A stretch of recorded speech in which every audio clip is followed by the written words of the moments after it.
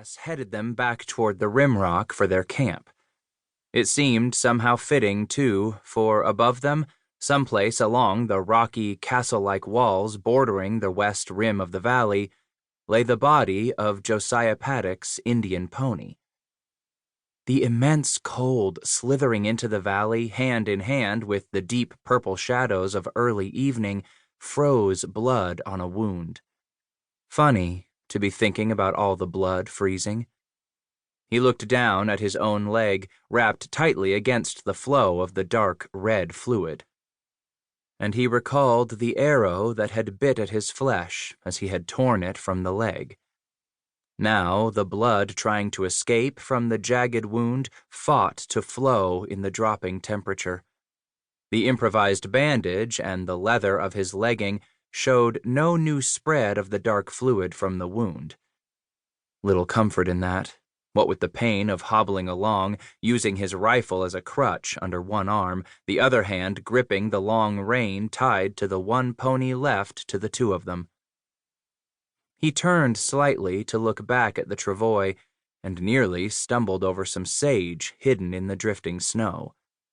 When there was sun, he could make out the small mounds over the rolling flatland of the river valley, was able to see the short shadows that warned of a clump of sage. But now, in the dimming light, his moccasins had to be his eyes, and he told himself they would not make the shelter of the rim rock before the light was gone. Bass's thoughts drifted to the young trapper, Josiah Paddock, suspended in the travois sling behind the pony. He thought of the cold that had staunched the flow of blood from the chest wound, a gaping, ragged hole, and he shuddered. Perhaps from the cold, he told himself. Perhaps from his fear the boy would not make it back to the Crow village some 6, maybe 7 days away. He thought back, too, back to that very afternoon when he had made the crude litter. Bass lashed one buffalo robe across 2 lodgepole pines, then tied the poles to the saddle atop the only animal left to the two of them, the strong Indian pony. Then he carefully wrapped the boy up with the 3 remaining buffalo robes. "Gonna cover your head, son. Warmer. Keep you warm." "No," young Paddock whispered with trembling lips. "No. Wanna see the sun. Watch it go down. See it on the mountains. Please, watch the sun on the mountains, Scratch." Titus almost smiled, but the cold that bit and tore at his bare cheeks above the whiskers, flecked with streaks and patches of gray, froze his face to a stiff mask. Scratch. Long had he carried that handle. "Most call me now by a name I got hung with some years back. Old Scratch, it is. Give me that name when I was comin' to my first rendezvous, 26 it were. Had met me 3 fellers out of Bayou Salade down toward Watooyar in them southern Rockies, and they had felt sorry for this coon. Bud, Billy, and Silas felt sorry for me and teached me what I would need to keep my hair.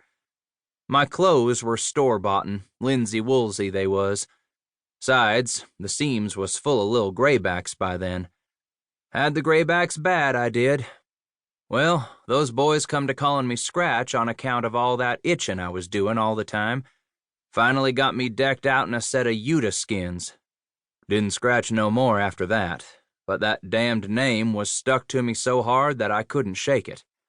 By the time I left them 3 coons, they was callin' me Old Scratch, on account of me gettin' the green ward off so's to be a regular mountain man." The pony snorted, and Scratch glanced over at the animal. The cold blue frost billowed up from the animal's nostrils as the pony strained against the dead weight of the travois and its load. The boy needed warmth, and soon. There hadn't been that much Scratch could do for the wound back there in the pines where Josiah had fallen.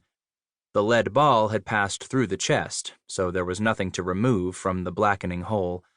But the young man needed warmth, and Bass would build a fire as soon as they reached the rim rock for the night. Several times he had considered stopping.